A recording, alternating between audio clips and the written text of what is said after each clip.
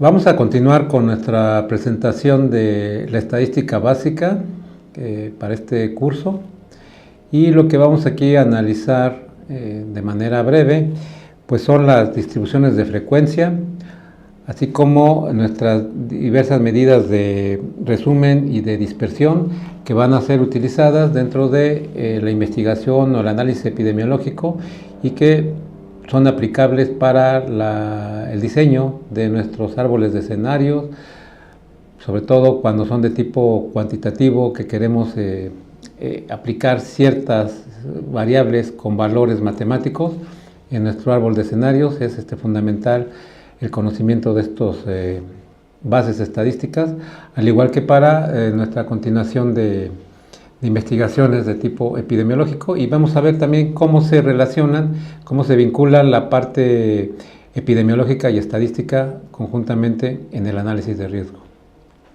Bien, vamos a ver esta segunda presentación sobre estadística básica en epidemiología y su aplicación en el análisis de riesgo.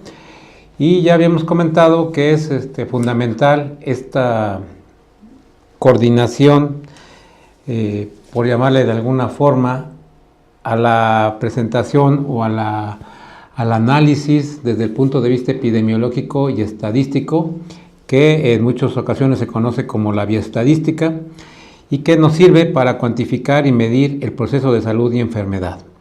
Esto independientemente de su aplicación en todos los actores de medicina, donde involucramos la parte epidemiológica y estadística. Recordemos que el objetivo es proteger la salud pública. Bien, primero hay que plantearnos que es importante realizar un análisis exploratorio de los datos, es decir, la parte inicial. Sacamos una información, elaboramos una encuesta, tenemos información de muestreos previos, etcétera. Existe información, pero esa información hay que recopilarla. Repito esta última palabra. Esta información hay que recopilarla, hay que clasificarla, hay que analizarla y hay que hacer la interpretación correspondiente. Pero para esto iniciamos con lo que denominamos como análisis exploratorio de datos, la cual es una técnica que permite este tipo de exploración desde el punto de vista estadístico y que nos da la facilidad de poder analizar una cantidad mayor de datos o de información que existe o que obtuvimos o que tenemos, y tanto de manera conjunta. Ya existía, más lo obtenido mediante muestreos, etcétera, pero que son grandes cantidades de información y que este análisis exploratorio de datos nos va a permitir resumirla. Generalmente este tipo de resumen de la información lo hacemos a través de gráficas, de cuadros, de mapas, y esta es la primera etapa o fase del análisis estadístico. ¿Y para qué nos sirve este análisis exploratorio? Como mencionábamos, nos permite resumir la información en gráficas, en cuadros, en mapas, entre otros. También nos sirve para evaluar la calidad y la consistencia de la información. En esta primera etapa podemos identificar información que no nos va a servir, que es basura o que realmente no cumple con las características que yo estoy buscando en este análisis estadístico, porque la información de las variables no está en ellas o sencillamente es incongruente o inconclusa, ¿sí? Vamos a analizar entonces la calidad y la consistencia de esta información. También nos va a permitir establecer el tipo de distribución que tienen los datos, es decir, qué tan agrupados o desagrupados están, qué tan homogéneos o heterogéneos son. Nos va a permitir también identificar valores absurdos, ¿sí? Que esto puede llevarse también a errores en la transcripción de los datos, en la captura, o definitivamente algo que sale fuera de lo normal, ¿sí? Que es totalmente absurdo y que posiblemente este valor nos pueda afectar nuestros datos estadísticos. También detecta o permite detectar errores en la base, ¿sí? Es decir, vamos a ver cómo vamos a analizar toda esta información desde un punto de vista informático, pero nos permite entonces hacer cierta limpieza de base de datos de la que ya tenemos o de la que vamos a analizar para poder incorporar solo aquellas variables que son necesarias y que nos van a dar el valor esperado. Podemos también categorizar las variables con diferentes puntos de cortes y analizar posibles transformaciones en las variables conforme a los datos que obtenemos, ver esa evolución, ese comportamiento que tuvieron a lo largo de un periodo de tiempo determinado o en una o varias poblaciones expuestas al riesgo. Y nos permite, por lo tanto, poder establecer con una mayor precisión y certeza el análisis estadístico que vamos a elaborar en etapas posteriores. Este cuadro nos resume la esencia de la estadística. Tenemos dos tipos de estadística, la estadística de tipo descriptivo y la inferencial. En esta presentación vamos a analizar lo que es la estadística descriptiva, principalmente las distribuciones de frecuencias. En la siguiente presentación veremos lo correspondiente a medidas de resumen y de dispersión. Entonces analizaremos los conceptos básicos de esta estadística descriptiva y veremos las distribuciones de frecuencias. La distribución de frecuencia prácticamente involucra la elaboración de los cuadros, de los gráficos, de los mapas, mientras que las medidas de resumen y de dispersión nos dan otro enfoque con un valor más matemático y estadístico, ¿sí? El anterior pues nos da un resumen, una distribución de esos valores encontrados, es decir, la distribución de frecuencias. Las medidas de resumen pues serán las medias, las medianas, las modas que vamos a encontrar en los datos analizados. Y las medidas de dispersión estarán prácticamente establecidas por lo que es su rango, su recorrido, también conocido, la varianza, la desviación estándar y los cuartiles. Y dejamos al último la estadística inferencial, porque esa parte es un poco más profunda, más compleja y más específica, especialmente cuando lo vamos a aplicar para que se lleve a cabo el modelo de simulación o un análisis de riesgo cuantitativo o un árbol de escenario con valores matemáticos, es decir, toda esta parte inferencial es aplicada a este otro sector que requiere ya mayor profundidad y especificidad de la estadística aplicada, ¿sí? Y que generalmente se basa en lo que hacemos mediante los diseños de muestreos estadísticos, entre otras cosas, para poder inferir resultados hacia las poblaciones analizadas.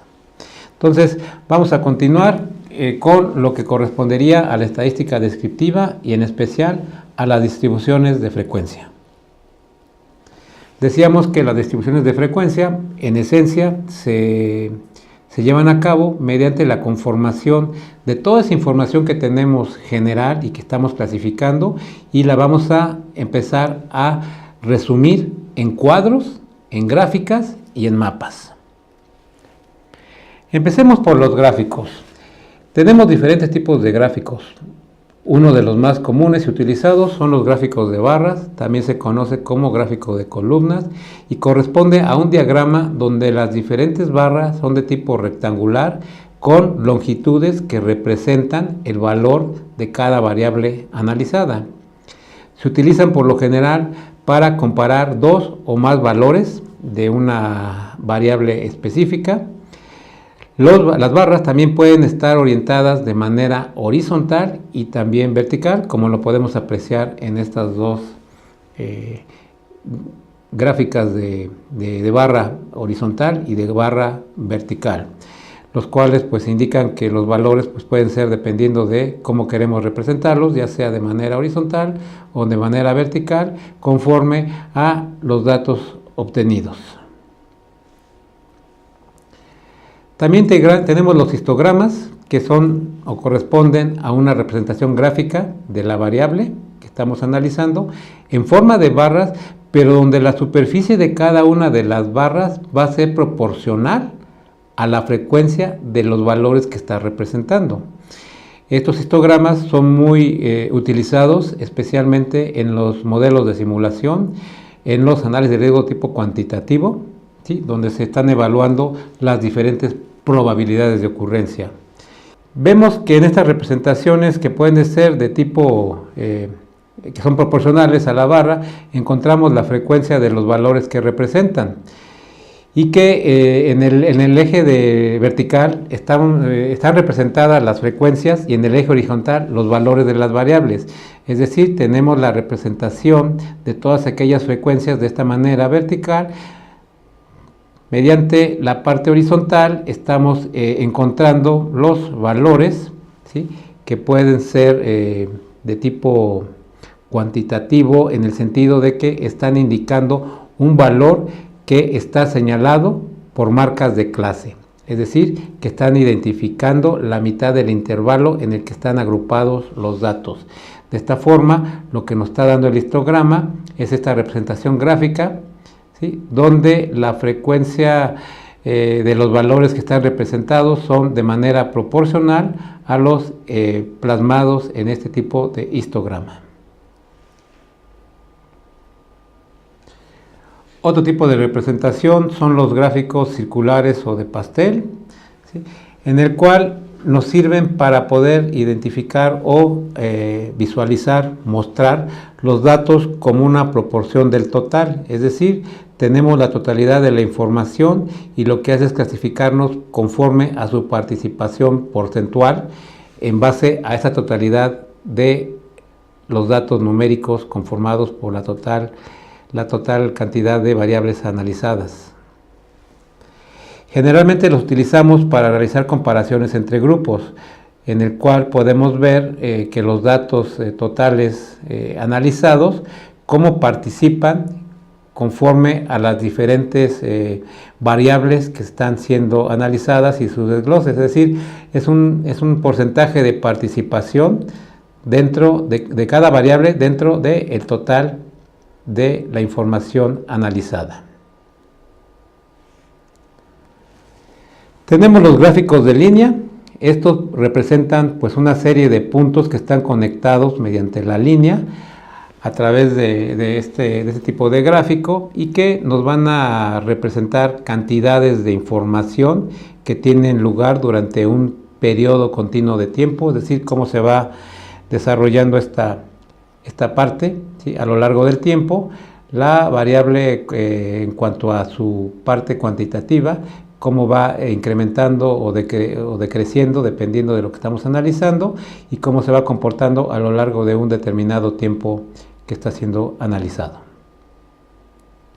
Normalmente los utilizamos para representar, como decíamos, estas grandes cantidades de información y su comportamiento a lo largo de un periodo de tiempo.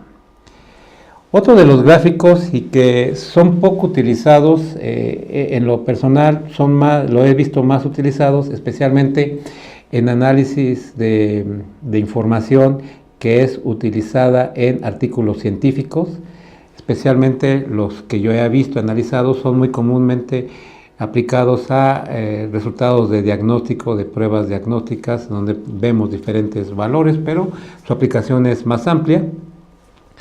Y esta caja y bigotes lo que realmente está haciendo es describir los valores mínimos y máximos que tiene una determinada variable, pero además dentro de estos valores, aparte del mínimo y el máximo, incluye el valor de la mediana, así como el primer y el tercer cuartil, ¿sí? De esta forma, cada una de estas variables tenemos incluido diferentes valores. Cada una de estas tiene su valor mínimo, su valor máximo, e internamente se puede apreciar que están compuestas por lo que es su mediana y sus primero y tercer cuartil. Aquí tenemos su primer y tercer cuartil, y ya habíamos comentado, tenemos valores mínimos y valores máximos que alcanza esa variable determinada, esa variable analizada. Y este tipo de gráficos se conoce comúnmente como caja y bigotes, y es aplicado a una serie de de parámetros diferentes. En lo personal, como les comentaba, lo he visto más en la parte de medicina, en el caso de diagnóstico de enfermedades, pero es aplicable para otras áreas, como podría ser la parte de sanidad vegetal, salud animal y, por supuesto, en inocuidad de los alimentos vinculados con lo que es salud pública.